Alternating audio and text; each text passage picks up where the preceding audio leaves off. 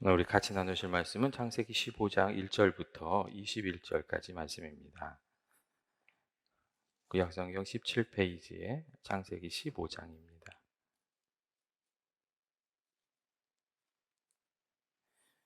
저희가 찾으셨으면 한 절씩 교독하도록 하겠습니다. 이후에 여호와의 말씀이 환상 중에 아브람에게 임하여 이르시되 아브람아 두려워하지 말라. 나는 내 방패요 너의 지극히 큰 상급이니라. 이르되 여호와여 무엇을 내게 주시라 하나이까. 나는 자식이 없사오니 나의 상속자는 엑 사람 엘리에셀이니. 아브라함이 또 이르되 주께서 내게 씨를 주지 아니하셨으니 내 집에서 길린 자가 내 상속자가 될 것이니이다.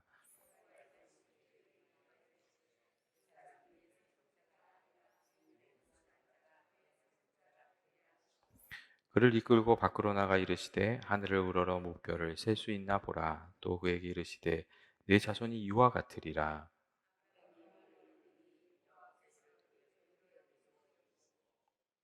또 그에게 이르시되 나는 이 땅을 내게 주어 소유를 삼게 하려고 너를 갈대아인의 우리에서 이끌어낸 여호와니라.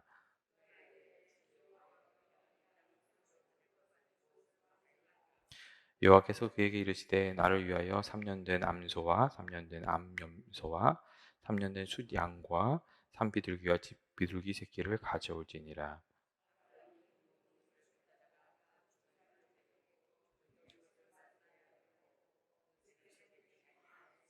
솔개가 그 사체 위에 내릴 때에는 아브라함이 쫓았더라.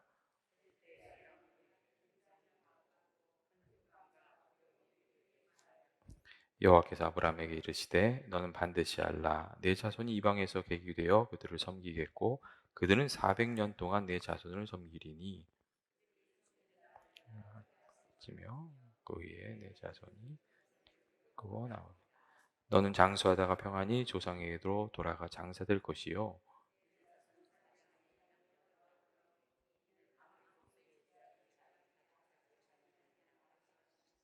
해가 져서 어두울 때 연기나는 화로가 보이며 타는 횃불이 쪼갠 고기 사이로 지나가더라.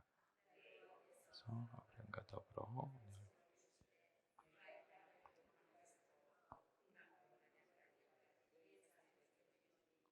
곧 겐 족속과 그니스 족속과 감몬 족속과 같이 읽겠습니다. 아모리 족속과 가나안 족속과 기르가스 족속과 여부스 족속의 땅이니라 하셨더라. 아멘. 여러분 예전에 제가 그 섬기던 교회에 어려운 가운데서도 자녀들을 정말 잘 키우신 그런 권사님이 계셨습니다. 어떻게 그렇게 자녀들을 잘 키우셨을까 이렇게 생각을 했었는데 알고 보니 권사님이 남모르게 좋은 일을 정말 많이 하셨더라고요. 어려운 가정 그 상황이었는데도 불구하고 어려운 이들도 많이 도우시고 또 선한 일도 많이 하시고 그렇게 살아오신 것을 이렇게 나중에 알게 됐습니다. 의인의 그 자녀들을 하나님께서 이렇게 돌보시지 않으십니까? 그 권사님 이렇게 보면서 은밀한 중에 보신 하나님께서 우리들의 삶에 갚아주시는 은혜가 있구나 하는 것을 좀 생각하게 됐고 또 우리들이 살아가면서 좀 숨은 공로가 있어야 되지 않나. 하나님만 아시는 하나님이 기쁘게 보시는 그런 좀 숨은 공로가 있어야 하지 않나 그런 것을 생각하게 된 적도 있습니다. 아브라함도 근데 그러한 은혜를 하나님께 받았습니다. 아브라함의 삶을 이렇게 보면 하나님 보시기에도 사람 보기에도 아브라함이 꽤 괜찮은 사람이었구나 이렇게 생각되는 때가 있어요. 이 롯이 잡혀왔다는 소식을 듣고 아브라함이 메소포타미아 연합군을 쫓아가서 목숨을 걸고 싸워서 그 롯을 구해내는 그런 장면들. 정말 이게 그 가족을 향한 그 사랑과 담대한 용기를 보여주는 그런 장면들. 또 아브라함이 승리를 하고 돌아온 이후 하나님의 은혜를 깊이 생각하면서 정말 부족한 무리였지만 하나님 도와주셔서 이 모든 일이 가능했구나 이렇게 고백하면서 아비멜렉에게 또 11조를 드리잖아요. 하나님 사람에게 11조를 드리면서 감사를 드리는 그런 모습들. 그리고 또 소도망 앞에서 재물에 연연하지 않고 믿는 사람답게 이렇게 행동하는 모습들. 그런 모습들을 보면 하나님이 정말 이렇게 아브라함 보실 때 기쁘셨겠다. 그런 좀 생각이 들 때가 있거든요. 그런데 하나님께서 그 모습을 이렇게 보시면서 정말 하나님 기뻐하셨어요. 그래서 이 일이 끝난 이후에 환상 중에 아브라함을 찾아오셔서 세 가지 귀한 약속을 아브라함에게 주십니다. 오늘 말씀을 보면 이 세 가지가 나오는데 맨 먼저 하나님께서는 무슨 말씀을 해주셨냐면 아브라함아 두려워하지 말라. 나는 내 방패요 너는 너의 지극히 큰 상급이니라 하는 그런 말씀을 그런 약속의 말씀을 해주셨습니다. 여러분 아브라함 왜 하나님께서 아브라함에게 두려워하지 말라고 이렇게 하셨을까요? 아브라함이 전쟁에서 승리하고 돌아왔지만 사실 그것으로 모든 일이 끝난 것은 아니었기 때문에 그렇습니다. 일단 이 북방에 있는 강력한 군대인 이 메소포타미아의 네 왕과 전쟁을 치렀기 때문에 그때부터는 적대적인 관계를 맺게 되었고 또 주위에 있는 부족들의 견제를 이 아브라함이 받게 되기 시작했기 때문에 그렇습니다. 예전에는 별 볼 일 없는 줄 알았는데 그에게 힘이 있잖아요. 그러니까 주변에 있는 사람들한테 견제를 받게 되는 것이거든요. 사실 근본적으로 가나안 땅에서 아브라함은 이방인으로 살았고 사실 한시도 마음을 놓고 살 수 있는 그런 상황이 아니었습니다. 주변에 있는 사람들과 동맹을 맺고 사이좋게 보내고 있지만 언제든지 그들이 적으로 돌변해서 자신을 공격할 수 있는 그런 위기 가운데 살았기 때문에 그렇습니다. 그래서 성경을 보면 아브라함이 열심히 사병을 키우잖아요. 300명이나 되는 사병을 왜 키우겠어요?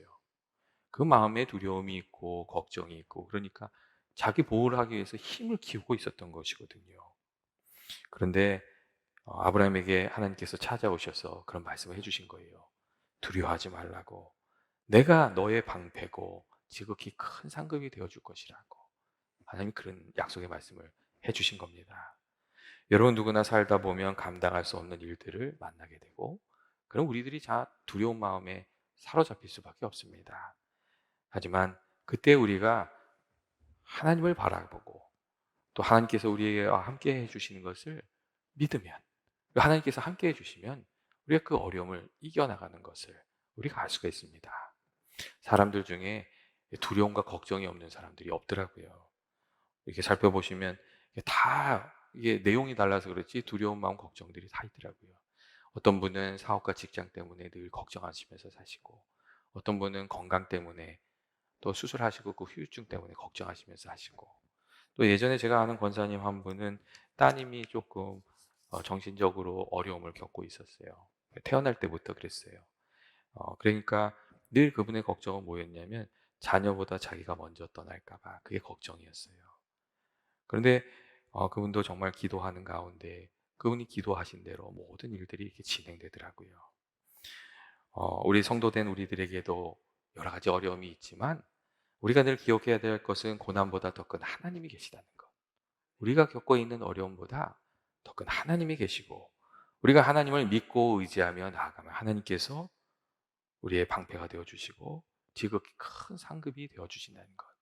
이 성도들이 꼭 붙들고 믿으면서 살아가야 할 하나님의 명령이고 말씀인 줄 믿습니다. 그리고 우리가 이렇게 정말 믿음으로 살아가게 되면 하나님의 은혜를 알게 되잖아요. 그렇게 되면 그 다윗과 같이 고백하게 되지요. 내가 사망의 음침한 골짜기를 다닐지라도 내가 두려워하지 않는 것은 주께서 나와 함께 하심이라. 주님이 함께 하시는 것이 세상의 어떤 것보다 귀한 은혜이고 복이라는 것을 우리가 고백하면서 살아가게 되는 것으로 믿습니다. 여러분 하나님 어떤 분이십니까? 하나님은 정말 우리를 사랑하시는 분이시고 우리의 방패가 되시고 산성이 되어주시는 분입니다. 이 루마니아의 종교 지도자였고 그 공산 치하에서 감옥에서 14년이나 보냈던 그 리차드 범브란트 목사님이라는 분이 계시잖아요. 근데 그분이 억울하게 감옥에 갇혀서 이제 옥살이를 했거든요. 근데 목사님이시기 때문에 성경을 계속 읽으신 거예요. 그러다가 그 목사님이 한 가지 깨달은 게 있었대요. 그게 뭐냐면 성경에 두려워하지 말라는 말이 365번 나오더래요. 근데 그게 마음에 확 와닿더라는 거예요. 두려워하지 말라는 말이 365번이라는 말은 매일매일 두려운 마음이 찾아올 때마다 주님을 붙들고 살아가라는 뜻이구나. 이렇게 깨달아졌다는 거예요. 그래서 하나님을 붙들고 그 14년이라는 시간을 이겨냈다는 그런 이야기가 있습니다. 여러분 우리들의 삶에도 때때로 두렵게 하는 일들이 찾아옵니다. 그때에 하나님께서 지켜주실 줄을 믿고 하나님 붙들고 살아가는 저와 여러분 되시길 주의 이름으로 축원드립니다. 둘째로 하나님께서 아브라함에게 해주신 그 약속은 후손에 대한 약속이었습니다. 하나님께서 나는 너의 지극히 큰 상급이다 이렇게 말씀하시니까 아브라함이 하나님께 좀 이렇게 좀 삐뚤어진 말을 해요. 가시 있는 말을 해요. 뭐라고 하냐면 이렇게 해요. 주 여호와여 무엇을 내게 주시랍니까? 그렇게 얘기하면서 자기의 이제 큰 고민을 말하는데 이게 자녀가 없다는 거였어요. 그래서 2절 말씀을 보면 아브라함이 이렇게 얘기하고 있습니다. 주 여호와여 내게 무엇을 주시려니까 나는 자식이 없사오니 나의 상속자는 이 다메섹 사람 엘리에셀이니이다. 이렇게 이야기하는 그 구절이 나와요. 나이는 들어가고 약해져 가는데 자신이 믿고 그 가족과 자기가 이루어놓은 것을 맡겨줄 사람이 없는 거예요. 자신의 노년을 지켜줄 사람이 없는 거예요. 그러니까 아브라함이 불평을 하거든요. 주께서 내게 씨를 주지 아니하셨으니 제 집에서 길린 자가 내 상속자가 될 것입니다. 이런 불평을 좀 해요. 그러니까 하나님께서 이 자녀에 대한 약속을 다시 해주시면서 오늘 말씀을 보면 이 아브라함을 밖으로 끌고 가신 후에 하늘을 보라고 하세요. 그러면서 하늘을 보라고 무뼈를 셀 수 있나 보라고 내 자손이 그와 같을 것이라고 아니 그렇게 자녀를 주실 것이라는 약속을 확실하게 해주십니다. 그리고 우리가 여기에서 아주 놀라운 장면을 하나 목격하게 되는데 그것은 아브라함이 하나님의 말씀을 듣고 그것을 믿었다는 겁니다. 하나님께서 약속을 하시고 오랜 동안 약속을 지키지 않으셨어요. 그 약속하신 게 자꾸 미뤄지고 있었어요. 그리고 아브라함의 나이가 정말 이렇게 먹을 만큼 먹은 거예요. 그러니까 거의 불가능한 상황에 처해 있었던 거죠. 하나님 말씀하시니까 아브라함이 그 말씀을 그대로 믿었어요. 현실과 상황에 맞지 않지만 그것을 믿었어요. 그러니까 오늘 말씀을 보면 하나님께서 하나님을 믿는 그 믿음을 아브라함의 의로 여겨주셨다는 것을 우리가 알 수 있고 의로 여겨주셨다고 말씀하고 있고 아브라함이 그 약속의 말씀을 믿으니까 그 약속의 말씀이 성취되게끔 하나님께서 이끌어 가셨다는 것을 우리가 성경을 통해서 알 수가 있습니다. 여러분 그래서 이 아브라함이 믿음으로 약속을 받는 길을 걸어간 의롭다함을 받는 길을 걸어간 첫 번째 사람이 아브라함이 되었습니다. 여러분 의로움에는 세 가지가 있습니다. 우리가 의다 그러면 이게 막 좀 뒤죽박죽 섞이는 부분이 있는데 첫 번째는 하나님의 절대적인 의예요. 이 의는 하나님의 선하심이 기준이 되는 그 의고 이 선을 심으면 선을 거두시게 하시고 악을 심으면 심판을 거두게 하시는 이 하나님의 절대적 기준에 의해서 평가받는 의. 그게 하나님의 의예요. 사실 이 의에 도달할 사람이 아무도 없어요. 두 번째 의는 뭐냐면 인간 세상에 존재하는 의예요. 이 의는 얼마나 세상의 법을 잘 지키느냐에 따라서 이렇게 뭐라 그럴까 죄인과 그렇지 않은 사람이 갈려지는 거예요. 사람들이 주장하는 그런 의죠. 내가 법을 어긴 것이 없다면 스스로 어렵다고 생각하는 거예요. 어떤 이들은 법을 어긴 것이 있어도 다른 사람들보다 나으면 내가 의롭다고 생각하고 이렇게 그렇게 믿으면서 살아요. 이게 세상에 있는 의고 사람들의 의예요. 그래서 이 세상에서 이 세상에는 하나님 앞에서는 죄인이지만 세상에서는 의인인 그런 사람들이 존재하고 있어요. 이 의는 사실 부조리가 많은 의지요. 그리고 세 번째로 이 하나님께서 의롭다 해주시는 의가 있어요. 성경은 이것을 칭의라고 말하는데 이 의롭다 해주시는 것, 이 이야기는 내가 의롭기 때문에 의로운 게 아니고 하나님께서 그냥 나의 부족함을 아시고 실수도 아시고 허물도 아시지만 의롭게 보아주신다는 거예요. 그게 성경이 말하는 칭의의 의미예요. 오늘 말씀을 보면 아브라함이 하나님의 말씀을 믿으니 하나님께서 이를 그의 의로 여겨주셨다. 그 결과 아브라함이 약속의 말씀을 받고 그 약속의 말씀을 누리면서 살아가게 되었다. 그렇게 이야기해주고 있습니다. 그리고 우리가 여기에서 믿음으로 의롭다 여김을 받는 그리고 구원을 받는 그 믿음으로 구원받는 길을 다시금 발견하게 됩니다. 우리가 하나님께서 우리에게 주신 약속의 말씀을 믿고 예수 십자가의 복음을 믿으면 하나님께서 그것을 우리의 의로 여겨주시고, 하나님께서 말씀하신 그 말씀대로 예수 십자가의 보혈로 우리들을 씻겨주시고 용서해 주시는 그 은혜를 누리면서 살아가게 된다는 거예요. 그것을 오늘 말씀이 보여주고 있는 거거든요. 사실 저희들이 우리가 우리 자신의 힘으로 여러분 의롭게 될 수 있는 방법이 없습니다. 착한 일을 한다고 해서 과거의 지은 죄가 사라지는 것도 아니고, 눈물을 흘리고 탄식한다고 해서 과거의 죄가 덮여지는 것도 아니고, 여러분 죄가 없어지는 게 아닙니다. 그런데 하나님께서 우리에게 약속의 말씀을 주신 거예요. 우리가 회개하고 예수 십자가를 의지하고 그 보혈의 은혜를 믿으면 우리를 용서해 주시고 의롭다 여겨 주시겠다고, 의인이라 불러 주시겠다고 그렇게 약속해 주신 거거든요. 여러분, 언제나 문제는 하나님께서 귀한 약속을 주셨음에도 불구하고 우리가 그것을 믿음으로 받지 못하고 그 마음에 품지 못하고 여러분 살아가는 것 같습니다. 예수님께서 우리에게 귀한 은혜를 주셨지만 그 약속의 말씀을 내 것으로 받아들이지 못하는 것, 거기에 늘 문제가 있다고 생각합니다. 여러분, 믿음이 무엇입니까? 믿음은 하나님께서 주신 말씀을 그대로 받아들이는 것을 말합니다. 그 약속의 말씀을 마음에 품고 그것을 붙들고 살아가는 것, 그게 믿음의 길이고 그것이 믿음의 삶입니다. 그리고 우리가 그렇게 믿음으로 나아가면 약속해 주신 약속의 말씀이 우리들의 삶에 이루어지는 귀한 은혜가 있을 줄로 믿습니다.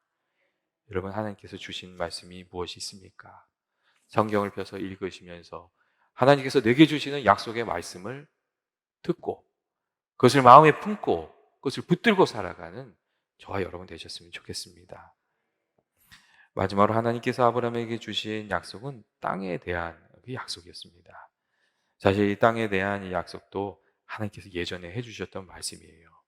그래서 하나님께서 이 땅을 주겠다, 가나안 땅을 너에게 주겠다 이렇게 말씀하시니까 아브라함이 이런 얘기를 합니다. 하나님, 무엇으로 하나님께서 이 땅을 주실 것을 알 수 있겠습니까? 그런 질문을 해요. 그러니까 단단히 말하면 하나님, 지금 증표를 주세요. 예, 성경에 보면 그런 경우 있잖아요. 기드온도 그랬잖아요. 기드온한테 나 싸워서 하라 그러니까 하나님 증표를 주세요 그러잖아요. 근데 아브라함도 내가 무엇으로 알 수 있겠습니까? 그런 이야기를 해요. 그러니까 하나님께서 이 아브라함 시대에 통용되었던 그 언약을 맺는, 아주 심각한 언약을 맺는 그 방법을 사용해서 아브라함과 아주 확실한 그 언약을 맺어 주시고 그 가운데 이 아브라함이 귀한 은혜의 경험, 놀라운 기적 같은 경험을 하게 하세요. 하나님께서는 먼저 하나님을 위해서 3년 된 암소와 암염소와 수양과 산비들과 집비둘기 새끼를 가져오라고 이렇게 말씀하시고 이 언약의 예식을 치르도록 그렇게 하세요. 그러니까 아브라함이 그 짐승들을 잡아서 각을 떠서 늘어놓고 하나님을 기다리거든요. 근데 이제 기다리다가 이제 환상을 보잖아요. 근데 잠자는 사이에 환상을 보는데 하나님께서 어떤 환상을 보여주셨냐면 그 풀무불이 나타나서 쪼개 놓은 고기 사이를 지나가는 그런 놀라운 모습을 보여주세요. 그리고 그때 하나님께서 무슨 말씀을 들려주시냐면 내가 이 땅을 애굽 강에서부터 그 큰 강 유브라데까지 내 자손에게 주겠다. 그런 약속의 말씀을 해주십니다.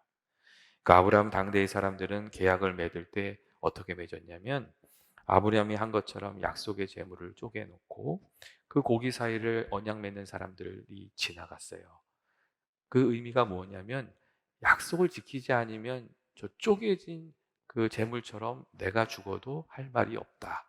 뭐 그런 뜻으로 그런 예식을 했던 거예요.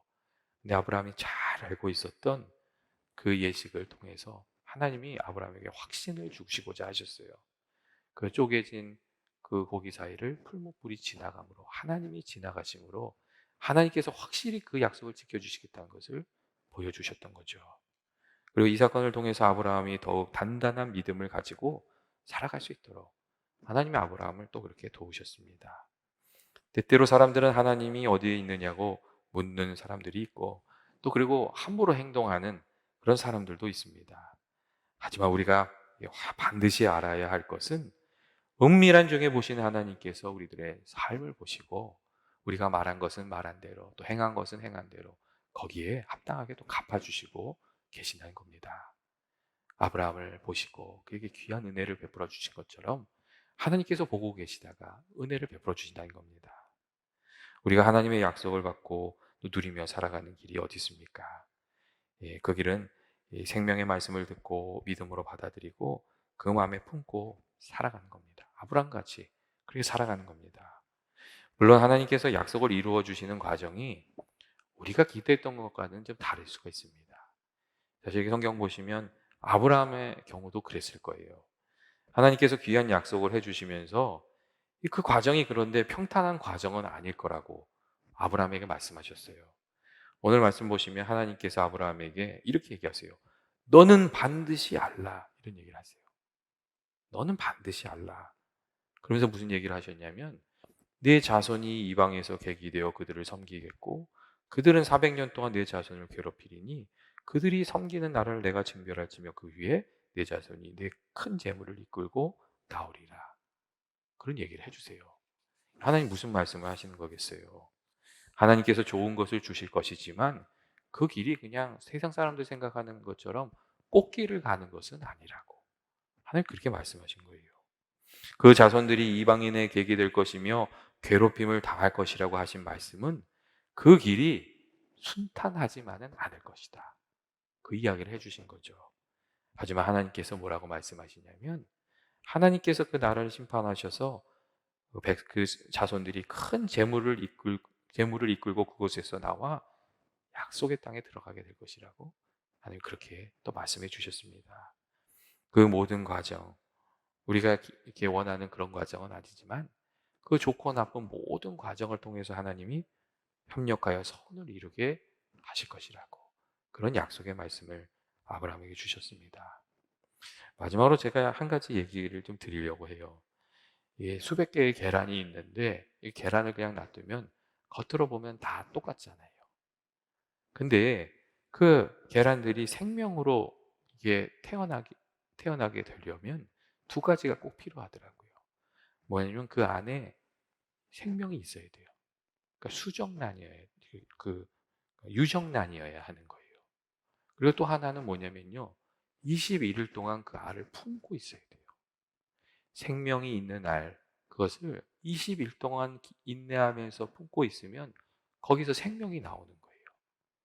생명이 없는 알을 21일 동안 썩으면 이렇게 품으면 썩죠.